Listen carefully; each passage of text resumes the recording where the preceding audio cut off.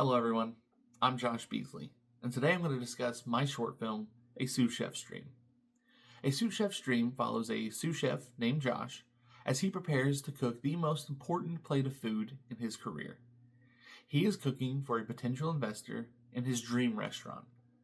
And sous chef Josh has dreamt of running his own restaurant ever since he was a kid, and he has finally given himself the opportunity to fulfill his childhood dream.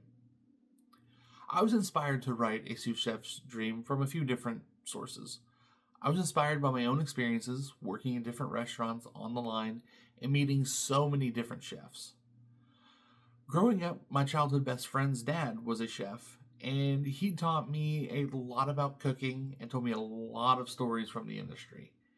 And I just wanted to make a film that honored the chefs I've met and maybe inspired people to follow their own dreams and passions and maybe shine a light on some of the hardships about being a chef in the restaurant industry. But I had never written a script before, so I didn't know where to begin. So I started with the synopsis. I just wanted to get my ideas down and on paper and organized. Once when I did that, I moved on to location ideas. Where is sous chef Josh going during his journey to make the perfect plate of food? He wants the best ingredients around. So I decided a farmer's market. Where's he going to cook? Well, a kitchen. So I found the best kitchen I could. And I decided to shoot some scenes in my car to really tie the two locations together.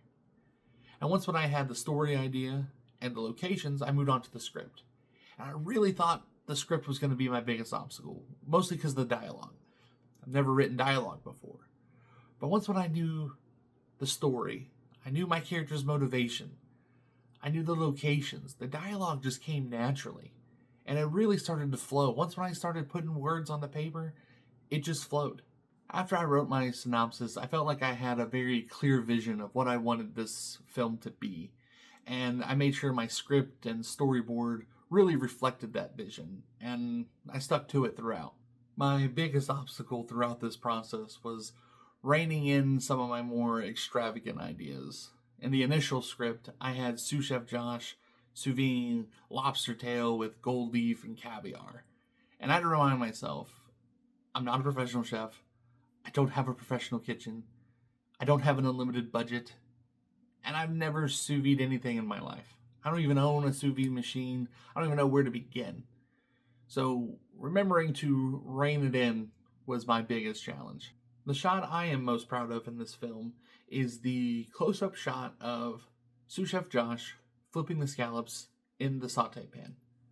I had to place the tripod between me and the stove, and I am practically hugging this tripod so I could get my hands in the scene, doing everything I could not to bump into the tripod.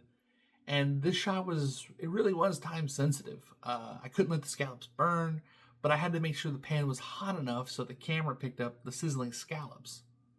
So the pan had to be hot. I was very proud of how that shot came out.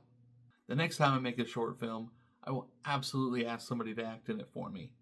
It slowed down the process immensely, having to set up the camera, run over there, practice the scene, run back, check the camera angle, make sure my head's not cut off for the picture, adjust the camera, run back, practice it again, come back, make sure I'm in the scene or make any adjustments and do it again, all before I could actually film the scene and hope nothing goes wrong.